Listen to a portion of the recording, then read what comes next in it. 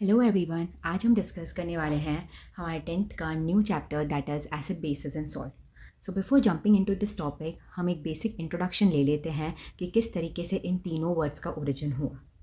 तो देखो, in nature there are mainly और broadly two categories of the chemical substances और द कंपाउंड्स। इसका मतलब ये है कि जिस तरीके से अपन नेचुरल थिंग्स और आर्टिफिशियल या मैनमेड थिंग्स के बीच में डिफ्रेंशिएट करते हैं, मेजरली जो हम थिंग्स हैं उनको दो चीज़ों में क्लासीफाई करते हैं, एक तो नेचुरल होती हैं और एक आर्टिफिशियल होती हैं। उसी तरीके से जो हम केमिकल कंपाउंड्स होते हैं, जो हमारे केमिकल सब्सटेंसेज होते हैं, उनको भी अपन दो ब्रॉड कैटेगरीज में डिवाइड करते हैं। पहला आ जाता है हमारा ऑर्गेनिक कंपाउंड्स और सेकेंड आ जाता है हमारा इनऑर्गेनिक कंपाउंड्स। ऑर्गेनिक कंपाउंड्स क्या होते हैं? ऑर्गेनिक कंपाउंड्स जो होते हैं वो होते हैं जो हमें प्लांट्स और एनिमल से डायरेक्टली मिलते हैं, या फिर और प्रिसाइजली हम बोलें तो वो हमें कहाँ से मिलते हैं? लिविंग ऑर्गेनिज्म से मिलते हैं। ठीक है, नेक्स्ट आ जाता है हमारा इनऑर्गेनिक कंपाउंड्स। इनऑर्गेनिक कंपाउंड्स जो है वो हमें कहाँ से मिलते हैं? अर्थ क्रस्ट में से मिलते हैं, और अर्थ क्रस्ट में भी कहाँ से? मिनरल्स और रॉक्स में से मिलते हैं। तो हम ये कह सकते हैं कि जो ऑर्गेनिक कंपाउंड्स होते हैं वो हमें लिविंग ऑर्गेनिज्म से मिल रहे हैं, लेकिन जो इनऑर्गेनिक कंपाउंड्स है वो हमें नॉन लिविंग ऑर्गेनिज्म से मिल रहे हैं। सही बात, हम ऐसा कह सकते हैं। तो क्या होगा, ये जो हमारे केमिकल कंपाउंड्स होते हैं वो बेसिकली हमने दो तरीके से सीख लिया कि मेजरली दो तरीके के केमिकल कंपाउंड्स होते हैं हमारे पास। एक होता है हमारे पास ऑर्गेनिक कंपाउंड और एक होता है हमारे पास इनऑर्गेनिक कंपाउंड। एक हमें मिलता है लिविंग ऑर्गेनिज्म से और एक हमें मिलता है नॉन लिविंग ऑर्गेनिज्म से।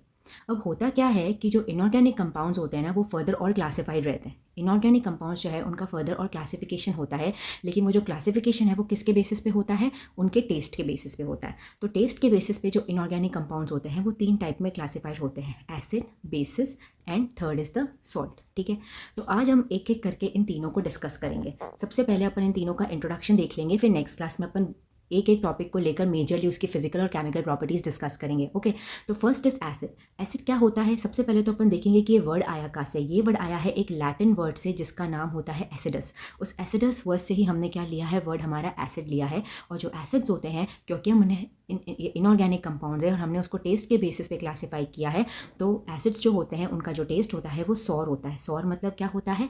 खट्टा टेस्ट होता है इनका काफ़ी ज़्यादा। ठीक है, जैसे कि अपन एक एग्जांपल देख लेते हैं टमेटोज़ का। टमेटोज़ होते हैं ना, उनके अंदर कौन सा एसिड पाया जाता है? हम टमेटोज़ को हमने एसिड की कैटेगरी में क्यों रखा है? क्योंकि इनके अंदर है ना एक केमिकल कंपाउंड पाया जाता है जिसका एसिडिक नेचर होता है, या फिर मैं बोलूँ उसका सोर नेचर होता है, उसका सोर टेस्ट होता है। उसके अंदर है ना एक तरीके का जो केमिकल कंपाउंड पाया जाता है एंड टमेटोज़ के अंदर वो क्या होता है? Oxalic acid. इनके अंदर ऑक्सैलिक एसिड पाया जाता है, इसलिए हमने उसको एसिड की कैटेगरी में रखा है। नेक्स्ट आ जाता है हमारा विनेगर। विनेगर क्या होता है? सिरका होता है। सिरका को किस में यूज़ करते हैं?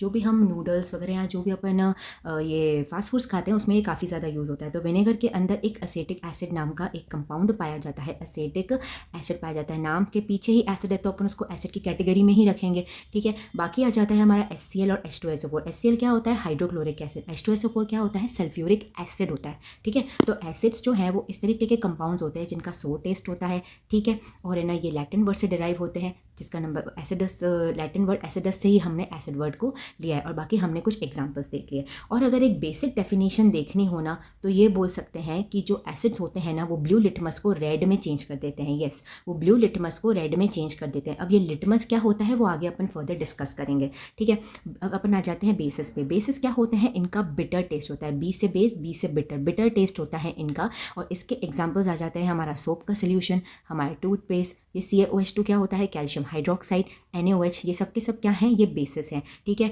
और एक प्रॉपर डेफिनेशन अगर तुम्हें इसको डिफाइन करना हो बेस का, other than having the bitter taste, इनका एक और नेचर होता है, ये रेड लिटमस को ब्लू में चेंज कर सकते हैं। ठीक है, और ये भी अपन आगे फर्दर क्लास में स्टडी करने वाले हैं। ठीक है, तो एसिड्स और बेस में हमें मेजर डिफरेंस पता पड़ चुका है। अब थर्ड आ जाता है हमारा क्लासिफिकेशन जो कि है सॉल्ट। सॉल्ट्स क्या होते हैं और ये बनते कैसे हैं? सॉल्ट्स देखो, हमें एसिड और बेस जो होता है, जब अपन एक एसिडिक कंपाउंड या अपन बेसिक कंपाउंड को मिक्स करते हैं तो ये दोनों अपने अंदर क्या करते हैं? मिक्स कर केमिकल रिएक्शन अंडरगो करते हैं एक दूसरे के बीच में, जिसकी वजह से हमें एक प्रोडक्ट मिलता है और वो जो प्रोडक्ट होता है वो सॉल्ट होता है। मतलब एसिड और बेस मिलकर हमें क्या देते हैं? सॉल्ट देते हैं। ठीक है, और इसका एग्जाम्पल क्या हो गया? NaCl हो गया, that is sodium chloride. KCl क्या हो गया? Potassium chloride. और CuSO4 जो हो गया कॉपर सल्फेट। ये तीनों क्या है? सॉल्ट्स है। और कॉपर सल्फेट का कलर क्या होता है ये तुम्हें पता होना चाहिए, ये ब्लू कलर का सोल्यूशन सॉल्ट होता है। ठीक है, ये ब्लू कलर का दिखता है, पाउडर फॉर्म में एग्जिस्ट करता है। ठीक है, अब बात आ जाती है कि एसिड और बेसिस और जो सॉल्ट्स हैं तो इसको अपन डिटरमाइन कैसे कर सकते हैं? इसका क्या कोई टेस्ट होता है या हमें इसको टेस्ट करके ही पता लगाना होगा? ठीक है, और जहाँ तक टेस्ट की बात रही, आप हमें ये आप खुद ये सोच के देखो कि चलो ठीक है, टमाटोज़ तो हम एडिबल है, हम खा सकते हैं, ठीक है, तो हमें पता पड़ जाएगा कि इसका खट्टा टेस्ट है, तो भाई ये एसिड होगा। जब अपन विनेगर की बात करते हैं, विनेगर डायरेक्टली अपन कभी लेते हैं क्या? ले भी नहीं सकते हैं, बहुत स्ट्रॉन्ग मतलब इसके अंदर एसिड पाया जाता है, तो कैसे ले सकते हैं? और बिल्कुल एडिबल भी नहीं होता, ठीक है, मतलब चीज़ों में डालकर खा सकते हैं इनडायरेक्ट वे में, लेकिन डायरेक्टली कंज्यूम नहीं किया जाता है। HCl और H2SO4 ये तो कभी भी अपन डायरेक्टली कंज्यूम नहीं कर सकते, ठीक है। और बेसिस की बात रही तो सोप्स खा सकते हैं, क्या अपन उसको टेस्ट कर सकते हैं? Not at all. Calcium hydroxide NaOH इसको भी टेस्ट नहीं कर सकते। टूथपेस्ट तो चलो अपन टेस्ट अपन रेगुलर बेसिस पे करते हैं तो हमें पता पड़ जाएगा। तो मतलब अपन इन कुछ चंद एग्जांपल्स में ही हमें समझ में आ गया है कि जो एसिडिक और बेसिक सब्सटेंस होते हैं कुछ तो टेस्ट होते हैं, कुछ किसी को तो अपन टेस्ट कर सकते हैं, लेकिन किसी किसी को अपन टेस्ट नहीं कर सकते।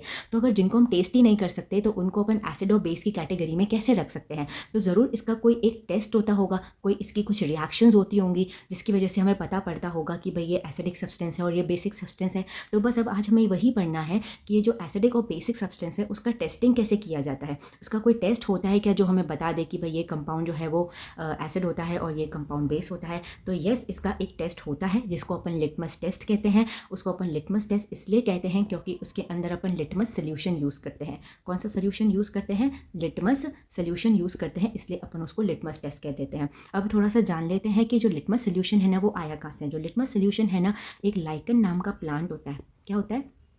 लाइकन नाम का प्लांट होता है, उससे ये लिटमस सोल्यूशन आया है। और इसका नेचुरली जो है जब अपन उसको एक्सट्रैक्ट करते हैं इस प्लांट से तो ये पर्पल कलर का होता है। कैसे कलर का होता है? पर्पल कलर का होता है लिटमस सोल्यूशन, जो कि पर्पल कलर का आता है। और कहाँ से आता है? लाइकन नाम के एक प्लांट से आता है, ठीक है। तो देखो हम इस टेस्ट को यूज़ कैसे करते हैं सोल्यूशन को अपन डिटरमाइन करने में कि भाई फॉलोइंग कंपाउंड इज एसिड और बेस, हम कैसे पता लगाते हैं कि ये कैसे हमें मदद करता है। तो देखो क्या होता है, जैसे सपोज करो ये एक बीकर है तुम्हारे पास, ठीक है।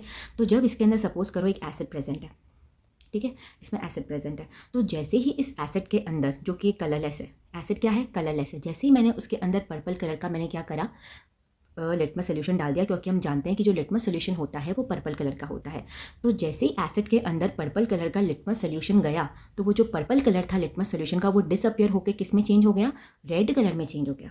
द लिटमस सोल्यूशन का पर्पल कलर किस में बदल गया? रेड सोल्यूशन में बदल गया in case of acids. Similarly जब अपन बेसिस लेते हैं, जैसे सपोज करो अपन ने NaOH लिया, ठीक है, हमने NaOH लिया, जब हमने वापस से उसमें लिटमस सोल्यूशन डाला जो कि पर्पल कलर का होता है, तो जैसे ही हमने NaOH के अंदर पर्पल कलर का लिटमस सोल्यूशन डाला तो लिटमस सोल्यूशन का पर्पल कलर डिसअपियर होकर किस में चेंज हो गया? ब्लू कलर में चेंज हो गया, ठीक है। ऐसा नहीं है कि हमने HCl लिया तो ही रेड कलर में चेंज हुआ और हमने NaOH लिया तो ही ब्लू कलर में चेंज हुआ। हमने और भी एसिड के साथ, जैसे कि हमने एसिटिक एसिड जो था उसके साथ हमने ये रिएक्शन सेम स्टेप किया, हमने H2SO4 that is sulphuric acid उसके साथ किया, ऑक्सैलिक एसिड ये उसके साथ भी हमने ये टेस्ट किया। तो सब में क्या हो रहा था कि जो पर्पल कलर था वो किस में चेंज हो जा रहा था? रेड कलर में चेंज हो रहा था। तो इसके बाद हमने एक प्रॉपर डेफिनेशन निकाली कि भाई जो एसिड्स होते हैं वो क्या करते हैं? ब्लू लिटमस को, पर्पल लिटमस को किस में चेंज कर लेते हैं? रेड में चेंज कर देते हैं, ठीक है। लिटमस, या फिर तुम ऐसे भी बोल सकते हो कि लिटमस सोल्यूशन को किस में चेंज कर देते हैं? रेड में चेंज कर देते हैं। और ये अपन ने ऊपर भी देखा था जब अपन क्लासीफाई कर रहे थे कि वो ब्लू लिटमस को रेड में चेंज कर सकते हैं, या फिर तुम इसको पर्पल भी कह सकते हो।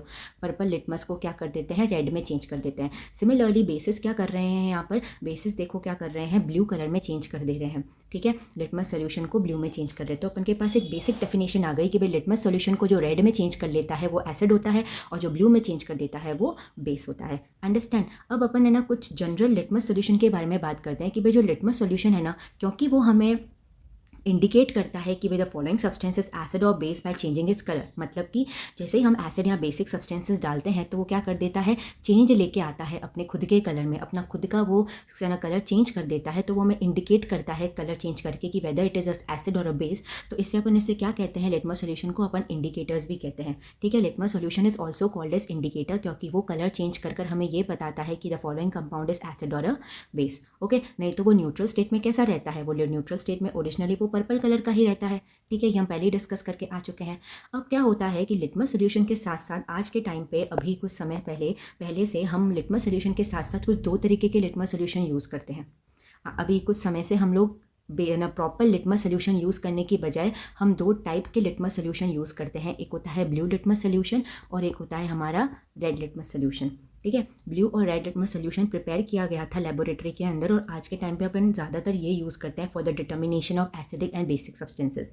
अब बात आ जाती है कि ब्लू लिटमस सोल्यूशन और रेड लिटमस सोल्यूशन बना कैसे। देखो, जो भी हमारे पास पर्पल कलर का लिटमस सोल्यूशन था ओरिजिनल, ठीक है, क्या किया, एक बार हमने उसको पूरा बेसिक कर दिया, उसके अंदर बेस ऐड कर दिया, तो उसके अंदर इसको बेसिक कर दिया। ये न्यूट्रल था, ओरिजिनली क्या था, ये न्यूट्रल था, ना तो एसिडिक था ना ही बेसिक था। तो एक बार हमने क्या कर दिया, इसके अंदर बहुत ज़्यादा बेसिक डालकर, बेसिक अमाउंट ऑफ सब्सटेंस डालकर, जैसे NaOH हो गया, जो भी बेस डालकर इसको अल्कलाइन कर दिया। बेसिक बोलूँ या अल्कलाइन बोलूँ एक ही बात है, इसको अल्कलाइन कर दिया। तो जब हमने इसको ऐसा किया ना, तो वो पर्पल कलर किस में चेंज हो गया, ब्लू कलर का चेंज हो गया, ठीक है। और वो जा भी नहीं रहा था, काफ़ी समय तक उसको छोड़ दिया, तो ऐसा नहीं कि वो गायब हो जाए कलर।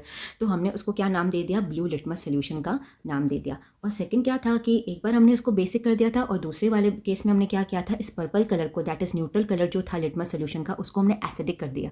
क्या कर दिया, उसमें एसिड डालकर उसको काफ़ी ज़्यादा एसिडिक कर दिया। तो वो जो पर्पल कलर था वो किस में चेंज हो गया, रेड में चेंज हो गया, वो रेड में चेंज हो गया। तो हमें इस तरीके से 2 तरीके के लिटमस सोल्यूशंस मिल गए थे। तो इन दोनों लिटमस सोल्यूशंस को भी अपन यूज़ कर सकते हैं for the determination of the acidic and the basic solution. कैसे यूज़ कर सकते हैं, देखो मेरे पास यहाँ पे क्या है, एसिडिक सोल्यूशन है इन द बीकर, ठीक है। जैसे सपोज करो HCl है, या तुम H2SO4 ले लो, कुछ भी ले लो, ठीक है। एसिडिक सोल्यूशन है, मैंने क्या करा है, इसके अंदर ब्लू लिटमस सोल्यूशन डाल दिया।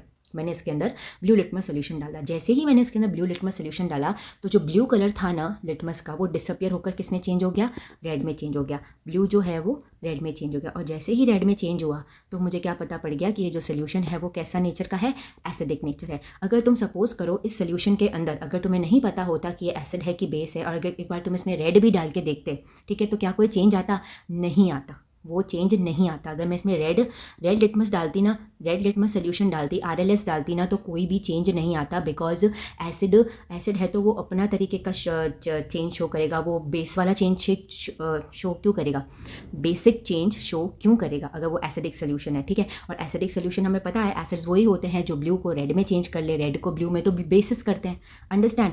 तो एसिडिक सोल्यूशन क्या करते हैं, वो उन्होंने ब्लू वाले लिटमस को किस में चेंज कर दिया, रेड में चेंज कर दिया। सिमिलरली अगर मैं एक बेसिक सोल्यूशन लेती हूँ और उसके अंदर रेड लिटमस सोल्यूशन डाल देती हूँ, तो क्या होगा कि जो रेड होगा वो ब्लू में चेंज हो जाएगा। और अगर इसके अंदर मैं ब्लू लिटमस सोल्यूशन डाल देती तो उसमें कोई भी चेंज नहीं आता। तो ये और ज़्यादा प्रिसाइज हो जाता है और ईजी हो जाता है हमें डिटरमाइन करना by using blue and red litmus solution. तो इस तरीके से भी हम यूज़ कर सकते हैं for the litmus solution for the determination of the acid and the base.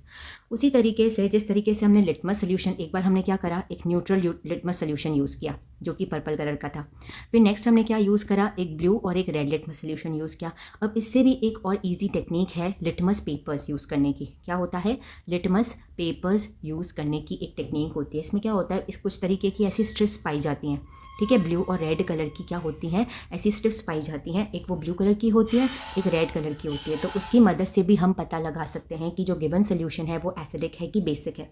कैसे पता लगा सकते हैं, देखो सपोज करो कि हमारे पास ये यहाँ पे देखो 3 बीकर्स हमें दे रखे हैं और हमें नहीं पता कौन सा एसिडिक है कौन सा बेसिक है।